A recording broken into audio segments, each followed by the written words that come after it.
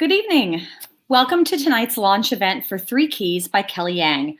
My name is Melissa Poston, and I am the children's buyer and event coordinator for The Novel Neighbor, a full-service indie bookstore located in St. Louis, Missouri. Before I bring on tonight's guests, I wanted to tell you about a few upcoming events you might be interested in. Next Monday, the 21st at 7 o'clock, we have a virtual event with the three co-authors of the Upside Down Magic books, Sarah Mlynowski, Emily Jenkins, and Lauren Miracle, along with one of their producers, Suzanne Farwell, where we'll talk about the recent Upside Down Magic movie on the Disney Channel and get into the nitty-gritty of the book series as well. On 9/26 at 10:30 in the morning, please join us for a conversation with Sherry Dusky-Rinker and Alex Willen. Sherry is the best-selling Goodnight construction site author, and Alex has his debut picture book, Unicorns Are the Worst, coming out soon. And their upcoming joint illustrated middle grade novel is called Rever the Speedway Squirrel. On October the 6th, we host a virtual celebration of the first Animorphs graphic novel with author-illustrator Chris Grine. And on October the 7th, we are thrilled to welcome Olympic gold medalist and World Cup champion Abby Wambach for the launch of the Young People's edition of her New York Times bestselling book, Wolfpack. For more info about these events and others, please visit us at www.thenovelneighbor.com or follow us on social media at Novel Neighbor. But on to tonight's event. We are thrilled to have Kelly Yang in conversation with Tui Sutherland. Kelly is the New York Times bestselling author of Front Desk, which won the 2019 Asian Pacific American Award for Literature, the Parents' Choice Gold Medal, and was the 2019 Global Read Aloud. It is also currently a finalist for Missouri's Mark Twain State Book Award for Middle Readers. Kelly also made her young adult debut, Parachutes, earlier this year. Kelly immigrated to America when she was 6 and grew up in Southern California, where she and her parents worked in 3 different motels. She went to college at the age of 13 and law school at the age of 17, and is a graduate of UC Berkeley and Harvard Law. After law school, she gave up law to pursue her passion of writing and teaching children to write. She is the founder of the Kelly Yang Project, a leading writing and debating program for kids in Asia. She has 3 kids and splits her time between Hong Kong and San Francisco. Tui Sutherland is the New York Times bestselling author of the Wings of Fire series. The Dark Secret, number 4 in the Wings of Fire graphic novels, comes out on December the 29th. And Wings of Fire Book 14, The Dangerous Gift, comes out on March 2nd of next year. Please welcome Kelly and Tui. Hi, guys. Hi, Kelly. Hey, and how are so you? much, Melissa. I'm so excited to be here. Thank you so much. Thanks so much for having us. Yeah, totally. I was going to say thank you, especially the Novel Neighbor is one of the places I was supposed to go like before all of this hit. And so I'm so happy to get to do something with them. Yay. Kelly, how's your day been? Congratulations on the new book. Thank you so much. I was so thrilled that I was able to go to 2 bookstores today and actually see them in the bookstores. They signed a few copies from a socially safe distance. Oh, that's awesome. Yeah, it's been quite a year, so that was a treat. Yeah, I was wondering, how is your I'm sorry, I have a puppy here who would like to say hi. Hi, my dog is over there sleeping. Yeah, how is the pandemic affecting? Do you have a writing routine and did it mess it up? And do you have kids home all day like I suddenly do? Absolutely. I mean, it's so hard. As you know, it's just so hard. As writers, we need peace and quiet. I actually read that you write at night, which I have so many questions to ask about that. But I write in the daytime. And that is very much affected by, all this stuff, and especially my kids being home and learning from their room and then coming into my room and going, what you doing? So that's been hard. But that said, it's great to have the opportunity to connect like we are doing right now. I feel like I just treasure that so much more. And, it's all these little things, and you really treasure the human interactions when you get them. Yeah, that's so true. And it is kind of nice to get to be watching what my kids are doing all the time. I always wanted to kind of follow them into their classrooms and see what they're doing. So now I kind of can, which I'm sure they appreciate. My kids have turned their computer facing the door. So I don't actually get to see. And then I go in there and it's they just close it. And I'm like, what are you doing? What are you doing? Right. But I think they're doing their work. I mean, so I don't know. That's awesome. Are they completely remote right now for school? Yes. Yeah, I think in the Bay Area we're bringing. I don't know of schools that are going back. Maybe like private schools. My kids go to public school, and it's for sure going to be remote. I'm pretty sure for the whole year. Yeah, we had a choice in Massachusetts, in our town in Massachusetts, between hybrid and remote, but we chose remote because everything is very overwhelming. Yeah. This way, at least it's consistent, But yeah, the second month of the pandemic, the children dragged their beanbag chairs in here. Mommy, we'll just sit quietly while you're writing and while you're working. You won't even notice us. I was like, I don't know about this. I have a funny story about that. During the first month of the pandemic, I moved my office into my closet because I thought this was like a great way for me to get away and I can be like cocooned in my closet, except that my daughter discovered me by like the 8th hour and then she set up her desk in the closet right next to mine. I'm like, what are you doing? She's like, I'm setting up my office too. And then the dog moved in, and before you knew it, there was like not enough oxygen for the three of us. We had to move out. Oh my God, that's so funny. Yeah, I've set them up downstairs in what I hope will be the like place where they stay, but I have a feeling there will be some mixing and matching in here. And my office was a huge disaster before. Like actually what I just showed you is the beautiful floor I've uncovered during the pandemic because I had to make room for the children to come in all the time. So right. It's beautiful. Like that. So wait, so you say you write during the day. Like what was your schedule before everything, before the children were home all the time? So like I would try to get started at like 9 and write until lunch and then have lunch and then write until 5. So my day was like 9 to 5, like solid writing time. And I'm a workhorse. Like I love, writing for the entire chunk of my time. That's amazing. Yeah. And it's so weird. Like if I don't write a lot every day, I don't sleep well. Like I feel like there's a part of my brain that hasn't been activated, and it's almost like you're not working out. Like it feels, and it's funny. I tell this to kids all the time. It's like, if you want to be a better writer, you have to write. That's like the only way to be a better writer is just do it, right? Because it's like a muscle, and the more you develop that muscle, but you can also overdevelop that muscle, and like when you don't use it, you also feel really sad.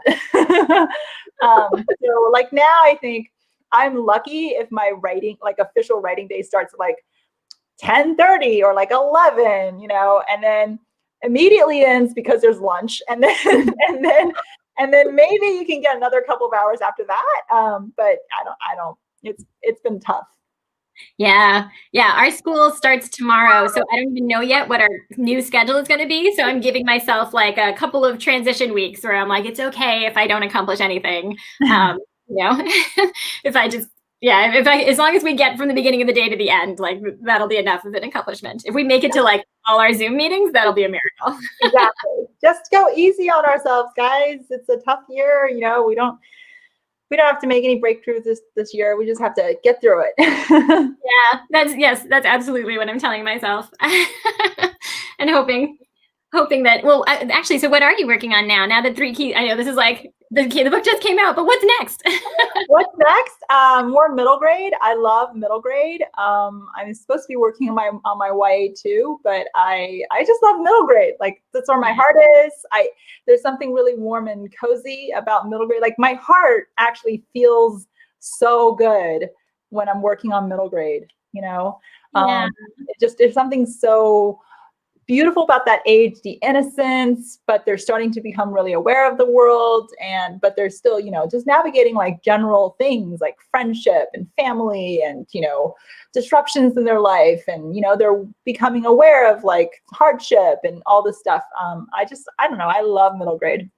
Oh, yeah, me too. And I love the kids that actually are that age too. Like when you get to meet them in the bookstore, it's just like, there's just some of my favorite people in the world. They give me hope for our future. I know, and I miss that the most. Oh, I miss like this time. right now I would be meeting so many kids. And it's amazing, like when I go on tour, they put little notes in my pocket, because front desk has meant so much to so many kids who've never seen themselves represented on the page before. And sometimes, I just like start crying when I read the notes back in my hotel room. Like I miss that whole magical experience. So if you have any notes for me, put them in the comment section. Oh, that's really sweet. Yeah, that's really where I meant to start by saying, like, I love Front Desk so much. Like, it is one of my very favorite books of all time, and that's like what makes me so excited to be doing this with you. And I actually read it because my son read it first. So the first time I heard about it was another mom her son had read it, and he loved it. And I was like, oh, okay, I'll note that down. And then Jonah got it and like wouldn't stop talking about it. Like he loved it so much, and he was like, "Mom, we should make a play, and we should all act out the parts." And here, he got so into it. That's great. Well, I originally wrote it for my son, Elliot. He was 8 years old, and he wasn't really reading much. And he wanted a book that was easy to read but felt important. And that was. It's hard. It's right. Like as moms, as parents, we know that's really hard to find. And at the same time, he didn't know anything about the way I grew up. And I had never told him, which was, such a, it's very interesting because I always kept such a secret growing up because I was kind of ashamed of it.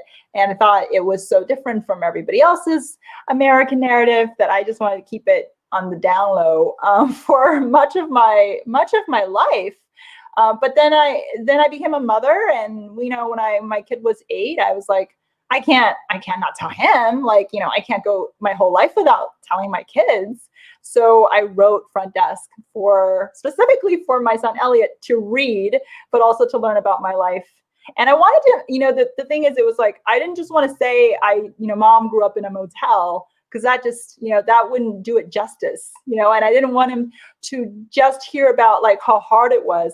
I wanted him to have all of it, like the hardships, but also the joy. There was so much joy, and it was so funny, and it was like, it was a magical childhood, so I wanted him to have all of those emotions mixed together. And the only way I could do it was to write a book. Well, and you did so well. It really is all in there. Like there's the heartbreaking stuff, but then there's also, it's really funny. And you're also like, she's so empowered. Like Mia is just, everything she does like makes me happy. Like I just love her as a character so much. Like what a great way to like introduce your child to your life. I think that's amazing. Yeah, Mia is she's a character. Like sometimes she really is a force of nature. My best friend was going to get me a shirt that said, "What would Mia do?" I'd be like telling her something, and then she'd be like, "Kelly, you already know the answer to this dilemma that you have. You created Mia Tang. Like you should be able to solve this problem." And I'm like, "Yeah, you're right. What would Mia do?" We all need that shirt. Although I think the answer most of the time is she would find a way to solve the problem with writing. Like she does that all through the book. And I love, that's like one of my other favorite things about it is like, I mean, starting from the very beginning when people come in and don't take her seriously and they're like, "Can we see the manager?" That like the first thing she does almost in like the first couple of chapters, she puts up a little sign that says Mia Tang manager. And it works. It's great. It's amazing. It's amazing if you scribble something down, it just becomes official. Right? Yeah. That's so funny. Yeah, I remember doing that as a kid. I would always write letters for my parents' friends, because they were new immigrants and often didn't really know the language, and they kept getting stuck in all these very simple situations. Like all it required was a letter to get out of this situation, whether it was like couldn't get something renewed at the DMV, or couldn't get my visa, or couldn't get, like there's always something they couldn't get. And it was amazing. I realized like by writing this letter, suddenly these people, like, first of all, their lives got better, but also they started taking me really seriously. And I felt like it was such a great position. I just realized like I could help these people with just a pen. Yeah, that's amazing. I mean, it is. And I hope that I would imagine a lot of kids reading this are feeling that. They're like, wait, could I do that? Do I have that kind of power myself? Like, I think that's one of the really cool things about the book is like, hopefully other kids will be like, let's write some. Yeah. And then of course it's hard because I have kids and I'm always asking my kids, hey, can you just like help me with this one thing or like call Verizon for me? And they're like, no, why don't you do it? Why don't you? Well, I'm not going to do that. Right. It's a little different. We have, so I also have an Elliot, which is really funny. My younger son is Elliot. Oh, wow. And we've tried to, he's a really good writer actually. So we have tried to get him to, whenever there's a fight in the family, we're like, why don't you write a letter about your feelings? And we're finding it really helps a lot, like to get it, to express yourself that way. Yeah, totally. Absolutely. Did you know you wanted to write books at that age, or was that still? I always wanted to. In fact, it's funny. There's I wrote a short story about one day meeting my favorite author at the time was Anne M. Martin from Babysitter's Club, because it was the first book where there was an actual Asian character in the book, Claudia. And that was made a huge difference to me, and I couldn't believe it. And I wrote many, many, many essays. I'm trying to find this essay that I wrote because I wrote so many drafts of this essay trying to get it perfect of how I like went. And I ran away to Connecticut to meet my favorite author. So obviously the seed was there. I always wanted to do it. But because I really literally never saw Asian American authors on the back of books. Right? Mm-hmm. Like every time I went to the library, I'd take a book out, I'd flip to the back and it'd be like a white person, and they're wonderful. Like, I love them. I mean, I deeply, I wanted to run away I literally want to run away to meet them. But it was just also painfully obvious to me that that person looks nothing like me. So I wasn't sure if this career path was possible for someone who looked like me. And by the way, kids, the answer is it is. And you're looking at an example, proof that it is. And so that was the hard part, was I didn't know. And then, obviously I had very practical immigrant parents who we struggled with money our whole lives and just said, maybe, you should go to law school. Like, if you're really into writing, maybe be a lawyer, do something that's more stable. But in the end, if you have a good story, just go for it, dream big, and you'd be amazed at what you can accomplish. Yeah, that's awesome. I totally agree. I got a little bit of that. My parents too were like, couldn't you write like on the side and have a like in the meanwhile? I love the on the side remark. I used to get that left, right, and center on the side. I'm like, what is this, mashed potatoes? I can't just do this on the side, Right, totally. I mean, I think so, so maybe some people can, but it takes me a while to like get into even like a writing headspace. So I think it's definitely been easier since this is my only job now. Well, this and momming.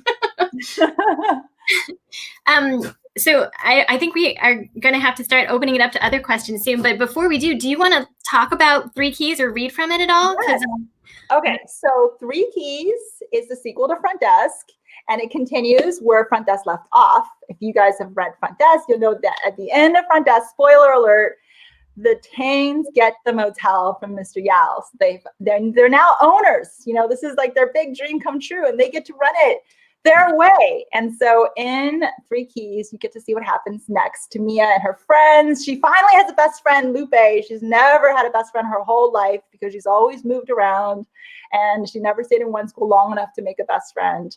And so she finally gets to have a best friend in Lupe. She also has a friend in Jason, which, as we know from book one, that's always been tricky for Mia. Jason was pretty much her bully for much of the first book. So Mia has to navigate, what does that friendship look like? How can you be a friend to someone that you might have really not liked before? And then the motel is going through a lot. The state is going through a lot. There's an election. There's a new law on the ballot that could threaten immigrant children and can threaten a lot of people in Mia's life. So the stakes are really, really high. But if anyone can get through turbulent times, it's Mia Tang. So I'm going to read from the first chapter, just the first paragraph. Chapter 1. A very wise person told me that there are 2 roller coasters in America, one for the poor and one for the rich. I've only been on one of those roller coasters, and I thought I was never going to get off. But as I watched my best friend Lupe decorate the Cala Vista Motel pool with silver and gold lights, A smile stretched across my face. The lights were the kind you put up at your house at Christmas.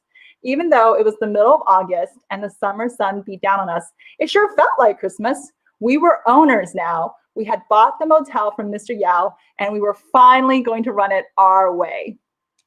Yay! So And exciting.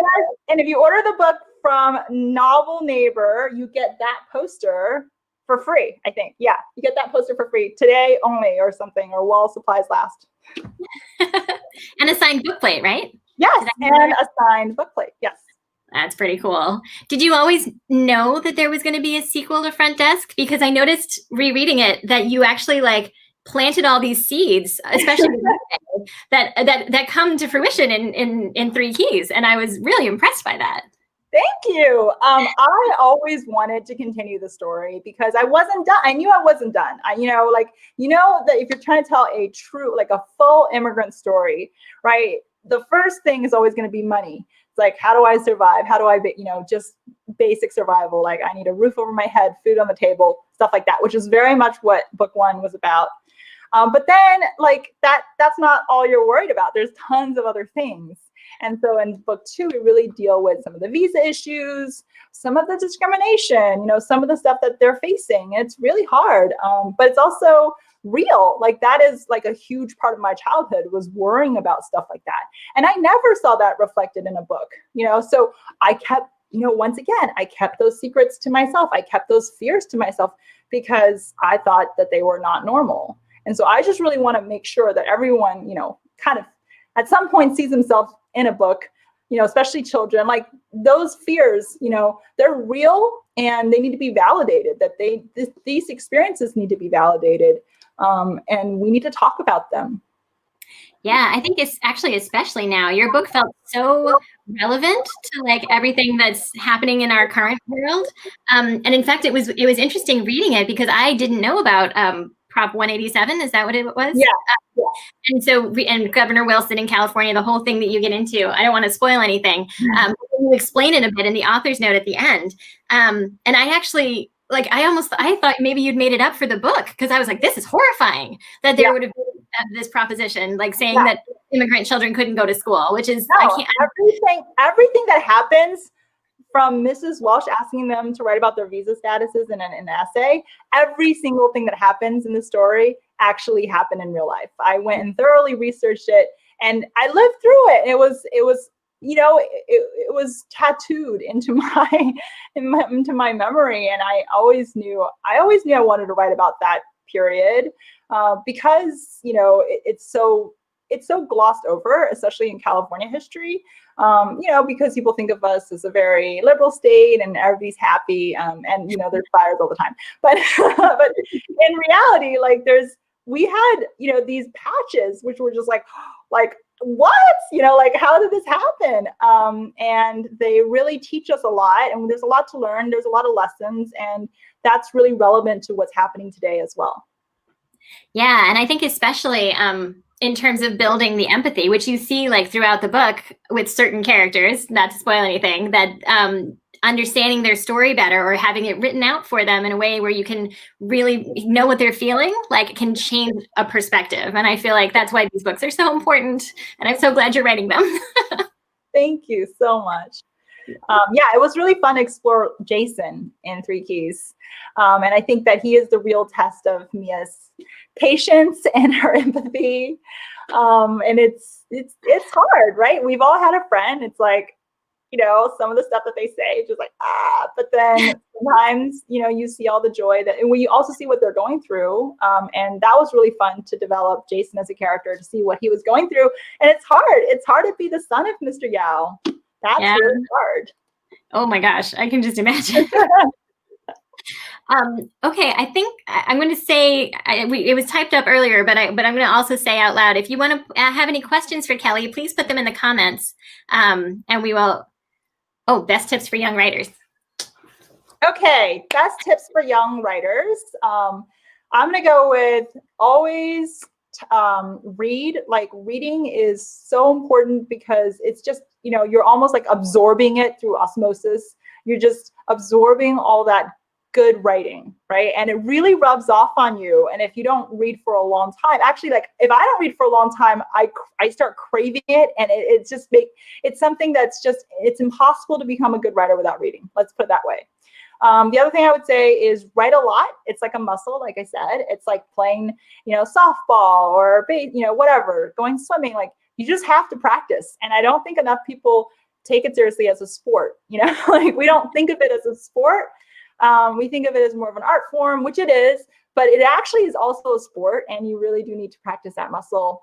And then the other tip that I always say is it's fun to dissect stories, to take them and try to like reconstruct them, figure out why did the author put this scene here, right? So for example, in Front Desk, like why did I put the pencil scene in there? Like the pencil scene, it carries the story through many, many, many beats, like many themes and chapters. But why was that so important? And if we took it out, right, what would change?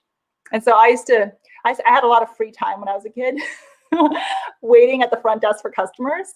So I would often do this exercise. I would read, and then I would try to take just any scene and like in my mind, delete the scene and see if the rest of the story made sense. And it shouldn't. Like a good writer should make it such that every scene was critically important to the story and every scene mattered. We don't get to really get away with having unnecessary scenes. So if you do this exercise, you'll quickly learn how to construct an emotional machine such as a story. Oh, I think that's so great. That is a really good suggestion. And fascinating that you were doing it already as a kid. Like, I love that. Well, I had a lot of free time. That's the thing people don't realize. It's like there's hours that go by without a single customer coming in. I mean, hours go by, Yeah, I can imagine. Does Kelly ever get writer's block? Okay, so I don't get writer's block because I plan. Oh, and I want to ask you this, Tui. Are you a planner or are you a pantser? I am we call them gardeners over here. Okay. We do the gardener versus architect metaphor where, I plan a lot. I spend a lot of time on the characters and their history and the backstory of the world, but so I sort of plan all the back stuff so that I feel like when I start, I'm like watching the seeds grow, and then I can kind of see what's going to happen, like as they go along. So I don't always know. I kind of wish I was more of a planner because writing a 15-book series would be much easier with a plan. I was gonna say, I'm like shocked and so impressed that you can do that with a fantasy series. That's so incredible. I have tried to do both, but I'm very much a planner. And sometimes I'll plan, but then I'll deviate from my plan. So in that sense, I can still like enjoy meandering. Let's put it that way. But then generally having a plan, what it does is you have a very good, strong idea of exactly where you're going. And so it makes it easier for you to continue the story and not get writer's block. I mean, it's not that I never get writer's block, but if I do get it, I just go back to the plan and I'm like, oh, okay, according to the plan, this is what's next. And so, yeah. That's pretty awesome. I was going to say this kind of actually answers both questions because I do a lot of talking to people about stories. So I'm in a couple different book clubs, and I also like keep like cornering my husband and being like, okay, here's what's happening in the story, and I don't know what to do next. And so I love talking about like, well, what would make sense, and like, how did the author do this? And we do this with TV too. All the TV we watch, we do a lot of like, what would we have done in this? Like, could we have done this scene differently? That's so cool. That is really cool. I do that all the time too, but I can never find anyone who wants to do it with me. Everyone in my family, no one wants to watch a movie with me anymore because I'm like the annoying person who's always like, this is what's going to happen next. Watch. Me too. And the kids are always like, Mom, how do you know? How do you know everything? And I'm like, I know that's all. I'm just guessing based on like all my storytelling like knowledge. But it sometimes they're impressed and sometimes they're very annoyed. That's awesome. How long did it take to get Front Desk published? Okay, great question. So Front Desk was a book that was actually rejected by every single publisher except for Scholastic, believe it or not. Really? Yeah. It didn't get any other offers. It was acquired for very little money by a wonderful editor, Cheryl Klein, who was at that time at Scholastic, who just took a chance on me, and she really liked the story. I had to rewrite it many times. I am generally known for like substantial rewrites, but this one was like total rewrite like 3 times, you know. 2 of those rewrites were suggested by Cheryl. 1 I just want to do by myself. But yeah, it took, I would say, beginning to end, from the time that I actually wrote it for Elliot that summer, and it wasn't even a book, it was just something on my computer for us to read together. That was in 2015, I feel like, and in 2018 was published. So it took 3 years. Wow. Yeah. I was curious about that, the being a planner and also writing the book for Elliot. Like, did you plan it out before you started, or No, so actually the book for Elliot was a, you know, every day let's just write something new. And it's totally different from Front Desk. I should probably put that online somewhere, that version, because it was more just like, you know, random customers and, you know, like funny things. It's because it was just designed to get him to read. So it's just a really hilarious, you know, slapstick kind of fun book. It didn't have the gravitas of Front Desk yet, but it had it in a couple of scenes. And so what was really genius about Cheryl was she saw it in like 2 scenes. And I think the 2 scenes were the scene of the dad and Mia at the lake, where he's like telling her about the lucky penny, and then the scene of where the pencil gets taken away or something like that, something about the pencil. And Cheryl called me, and I'll never forget it. She had just gotten the manuscript. It was like 24 hours later, and she called me, and I was all excited, like, oh my God, she's gonna offer. She loves it. She calls me. She's like, listen, I didn't like 98% of this book, but the 2 scenes were phenomenal. And she's like, if you can rewrite the whole thing to be like those 2 scenes, and you get to keep those 2 scenes, but everything else. Wow. That's astonishing. Huh. And I was like, game on. and that's what I did. And I wrote that version, then got completely rewritten again. So she acquired that version, but we still completely rewrote that version. And the current version is, you know, this is probably the 3rd, or that book up there was the 3rd reiteration. And even with 3 keys, the first draft I wrote was actually written from the point of view of Mia and Lupe. It was like an alternating thing. Oh, huh. Yeah. So it was different. It was a way for me to like get really into Lupe's character. But in the end, I decided that it just was more authentic for me as an Asian American creator to tell the story from Mia as an Asian American character.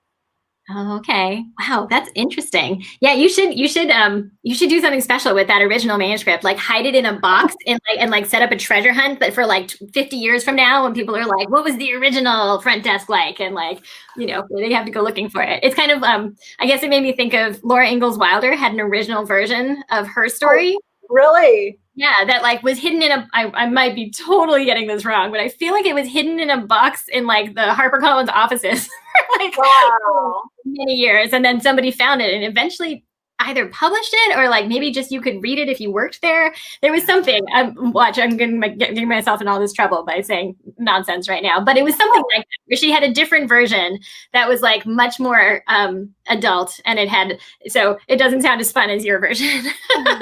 Mine was like pure entertainment, but I might include it as like a bonus chapter one day or something. I don't know. We'll see.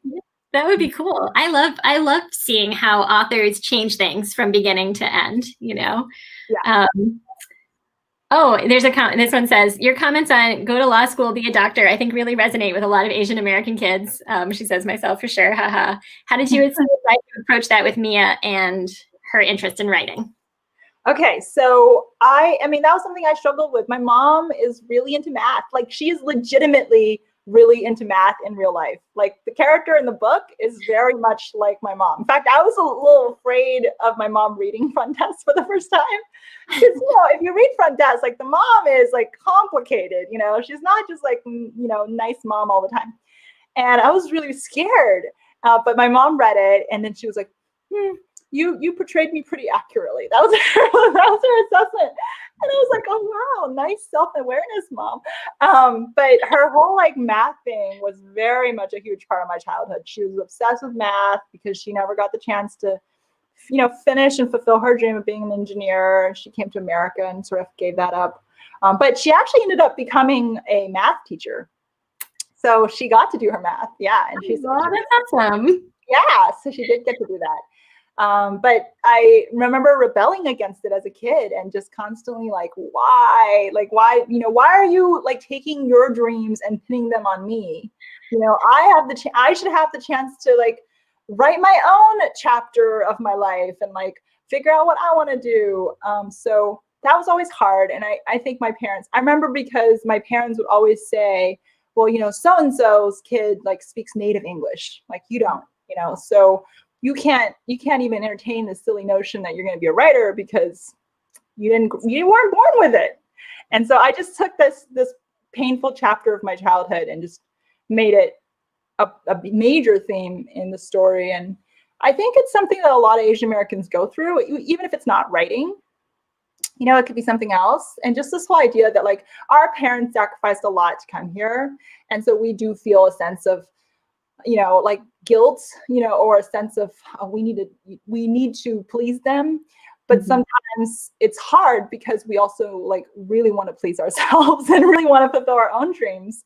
So that was always the tricky part of my childhood, and proving it to them that like I could do it. And that now they're like obsessed with, cheering me on, and they're a little too into like, reading all the reviews and everything. Like I almost wish they'd back off. But so now I have the opposite problem, but it was important. I think it's really important to show the side of the authentic experience of being an immigrant, being Asian American. Yeah, and also like communicating the idea that even if English wasn't your first language, that shouldn't stop you from being a writer. I think that comes through really clearly, and it's so it must be. I mean, I don't know. I think it's such a good message to send that like everyone's voice and everyone's story is interesting anyway. Like you got to find a way to tell it, and we want to hear it. Totally. So that's really cool. What are your favorite books to read or authors? Okay, so I'm going to plug this book because I just got it in the mail. It is All 13 by Christina Santavat. And you guys know about the story of the Thai boys soccer team and how they were in a cave and they had to be rescued. So I have this book. I've met Christina and she's amazing. So that's very exciting. Yeah, she's the best. And I'm also reading Muted by my friend Tammy Charles, and I'm so excited for everyone to get this book. It's a novel in verse, which is very exciting, and for us prose writers, it's always like mind-boggling how that works. So I'm very impressed. And when I was growing up, my favorite books I read a lot of Roald Dahl, and I actually read a lot of Boxcar Children. I loved Boxcar Children. I love Babysitter's Club. I love series. So yeah. Do you think there's going to be another Mia book? Speaking of series, I knew you were going to ask me that. Sorry.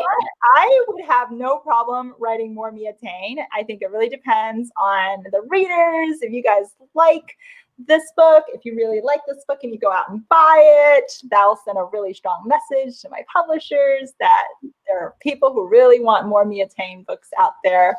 And that's how we get to continue these stories. So it's not really just up to me, it's also up to you guys. Okay, well, if it's at all up to me, I vote yes. I would love to know what happens next to her. That's so exciting. This one's for me. Totally. I'm so curious, and I have so many questions for you too. It says, how do you stay inspired for such a long book series? I love Wings of Fire. Never got bored of any of the books. That's so nice. Thank you. Well, I think actually what's interesting, one thing that helps for me is having a different main character for each book, because that way I feel like it actually, like, the world is the same, but the themes are a little different and the point of view is so different. And so for me, like, I love hanging out in this world, and I love the feeling that there's like hundreds of dragons with all their own stories going on. And it's just a matter of like picking which one I'm the most interested in, or that I feel like will continue the arc of the story best. And then kind of getting into like why this one is interesting this time. Like book 14, I was a little worried because I find the fourth book in every 5-book arc to be the hardest. And so I deliberately chose someone that I was very excited to write, who was very different from all the others. And that helped me kind of like, even when the story parts were hard, the character parts were exciting. And so it got me through. That's awesome. Okay, I have so many questions for you. So like, let's go back to you writing at night. Like, how does that work? And why did you start doing that? Well, I've always been a super night owl. My mom actually says when I was really little, she would just let me sit up and read because she was like, what is the point of just her lying in bed, not doing anything? So I've always been sort of naturally, like my circadian rhythms just take me all the way into the night. And I think that's supposed to happen when you're a teenager, and I just never grew out of it. So for me, like, and it also works really well, at least in our house, because like that my husband gets up with the children in the morning, and I sleep until like 11 at least most days, sometimes later, and then the children make fun of me. But then I hang out with them. If they had school, sometimes I would get some writing done while they were in school. But most days, and especially now, like we're just together all afternoon, and then I do their bedtime, and then I can go into my office. Well, okay, then I watch TV, and then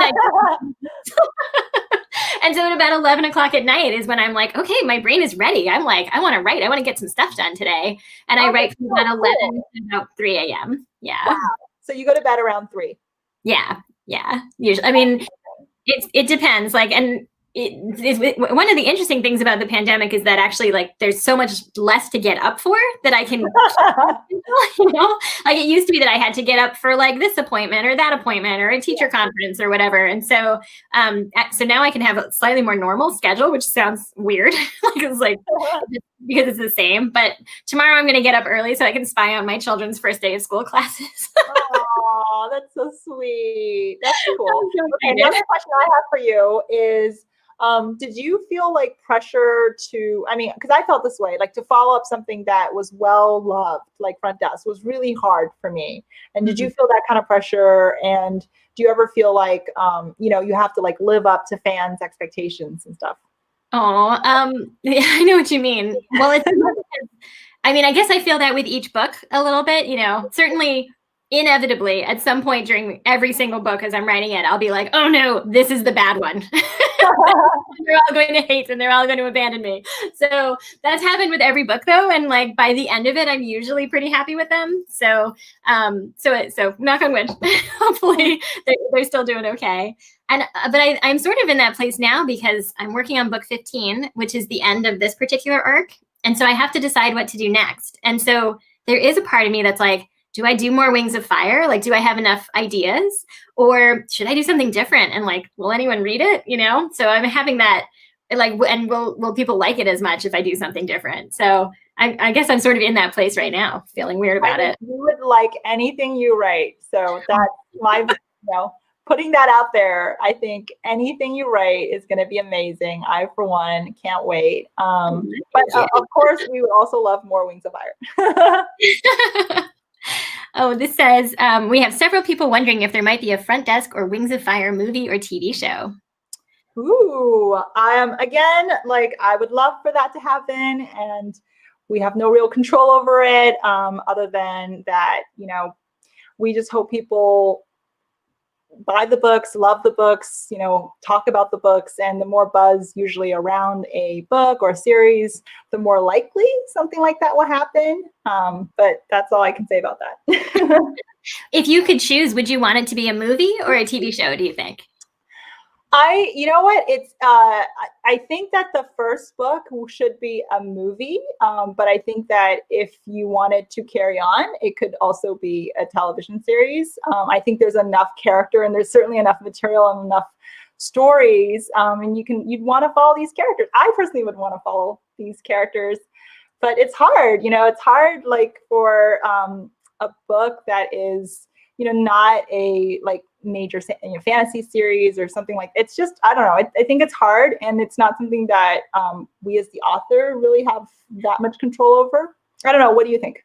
Yeah, I think that's really true. Like, I mean, people have been asking me this question for years, and it's only just now we finally have sold the rights, and it's actually sort of happening. Like, yeah. So who has the rights? What's happening? Warner Brothers, and Ava DuVernay is going to be the executive producer. Oh my God, that's amazing! I'm excited. Amazing. I think I read this somewhere. Yeah, I think I read it somewhere. It was announced like literally about a week before the country shut down. So yes, I think I read it. See you all in 3 years. Is it going to be animation? Yeah, so I think they're working still on the like what the art is going to look like and what the style will be, but and also where, because we don't know yet which service will have it. So that's something that's in progress. But yeah, it's such a fascinating process. I've been talking to the people working on like the pitch and the writing of it, and they're first of all, some of my favorite people ever. I love them so much.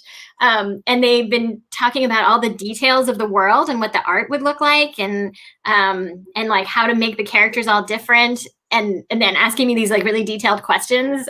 So it's been really fascinating to kind of see the process. It's so different. It's a very collaborative process where we're used to just going into our little closet or into our office and just shutting the door, and then that's it. That's where all that work happens by one person usually. And our editor, our amazing editor. We have the same editor too, Amanda. I know. I was so excited when I think I saw the announcement for Three Keys, and it said with Amanda as the editor, and I was like, "Were you the editor for Front Desk too?" Like, how did I know? And she was like, "Oh no, I got lucky, and I got to have her." So Cheryl left to go to Lee and Low, and then I had another editor, Nick, who also left, and it's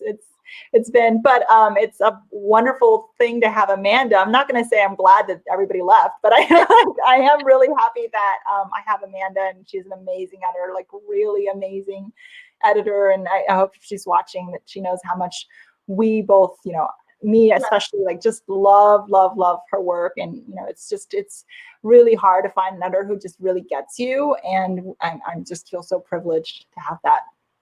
Yeah, same. Oh, I know. I'm like, oh, we're like editor buddies. That makes me so happy. Yeah, she's so great. This says from Sally, how long on average does it take you to write a book? I loved Front Desk so much, and I am super excited to read Three Keys. Okay, so it usually now takes me, it doesn't take me that long to do a first draft, but that first draft is usually pretty terrible. So I'm like a really bad first drafter, and I'm into revision. I'm really into revision. I really like revision. I like rewriting things. I think that's where I really shine. So to finish a book, it won't take me that long. It's probably like a month, or even 1.5 months, 2 months, something like that. During the pandemic, for sure, like it's gonna be 2 months. But then I usually will have to rewrite that, which will take another month, and then maybe have to rewrite that, which will take like another month. So if you add all that time up, it probably takes me like 6 months. What about you, Tui? That's still pretty fast. That's pretty awesome.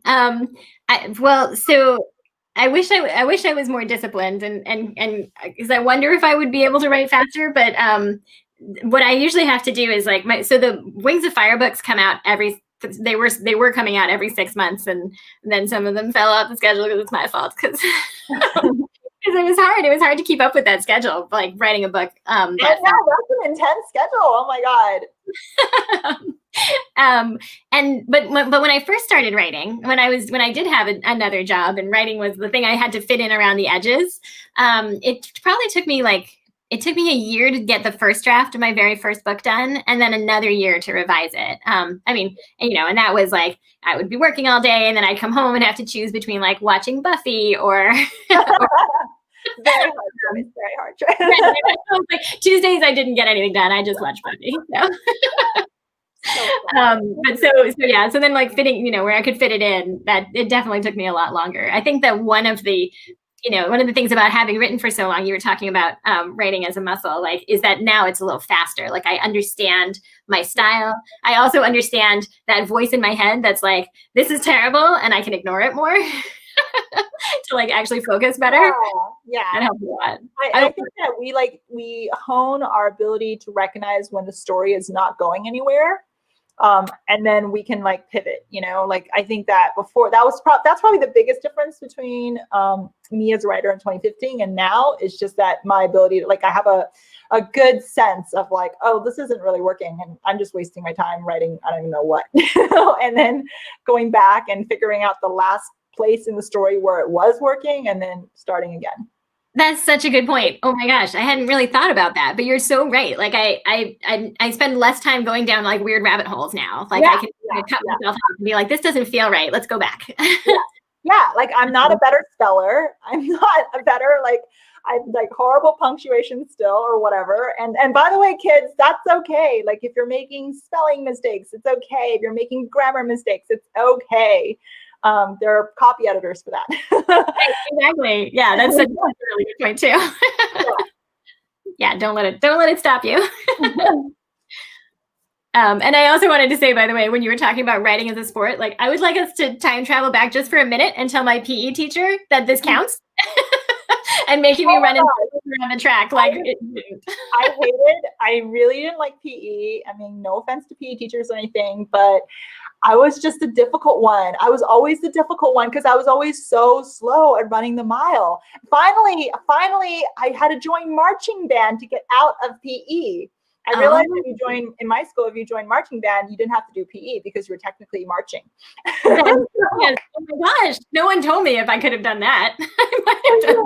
And so I joined marching band deliberately to get out of PE. But my teacher was always like, if you can't like run the mile, it's so easy. Everybody else is doing such a great job. And look at you. You're just like a turtle and you're so slow. And I'm like, one of these days, I will show you I can be good at something.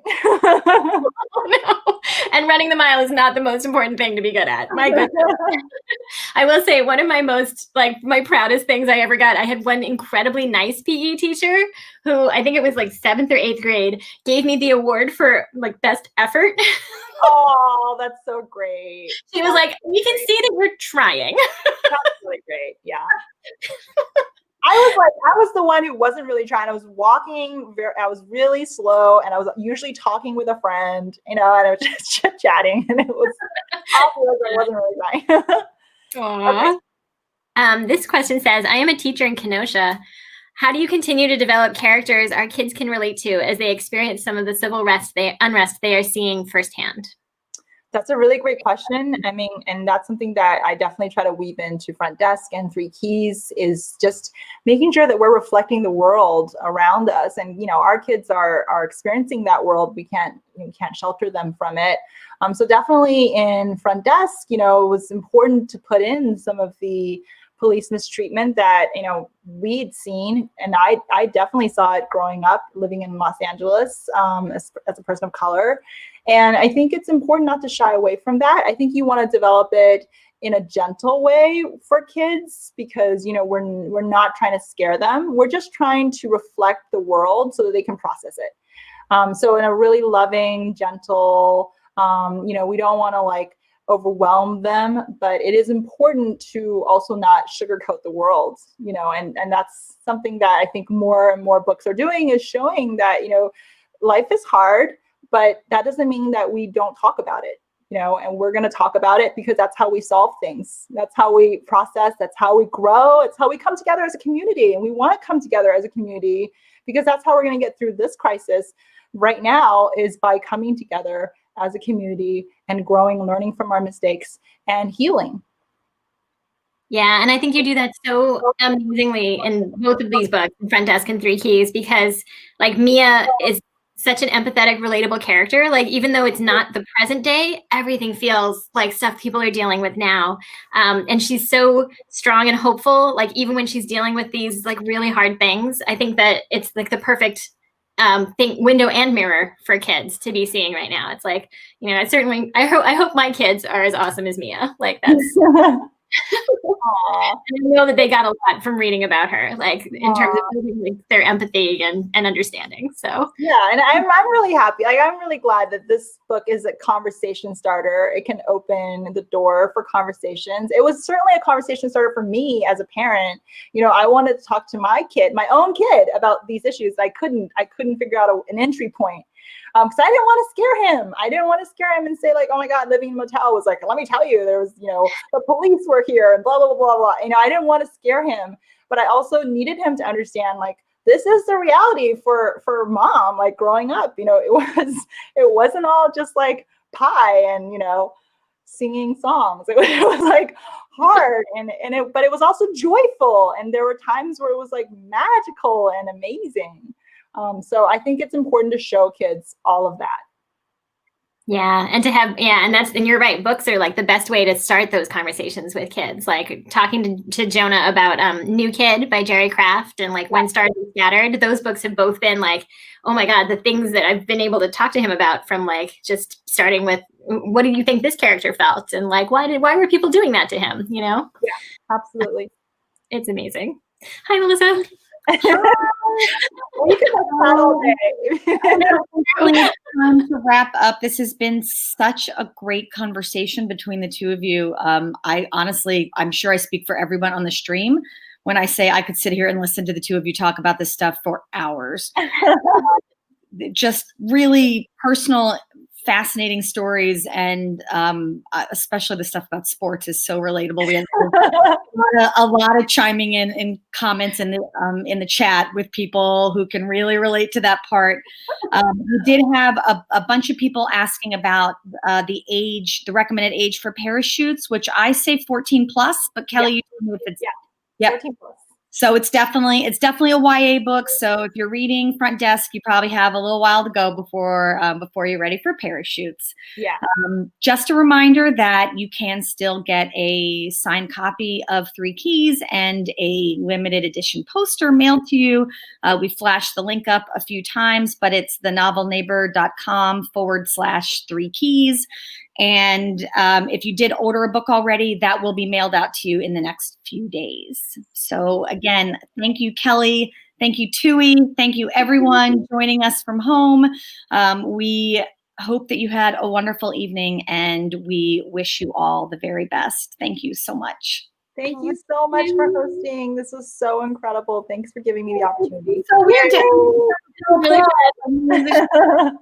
We should get like a clapping, like a button that we can applause. But yay! Thank you. Thank you so much, Tui. You are amazing. Thank you for your questions, for doing this with me. I so appreciate it. I love your books. Oh, thank you. I feel so lucky to be here and so excited about this book. I hope everybody reads it. So, yay. Well, Three Keys is out. Go get your copy and let us know what you think. Yay. All right. Take care, everyone. Thank you. Good night. Good night. Bye, guys.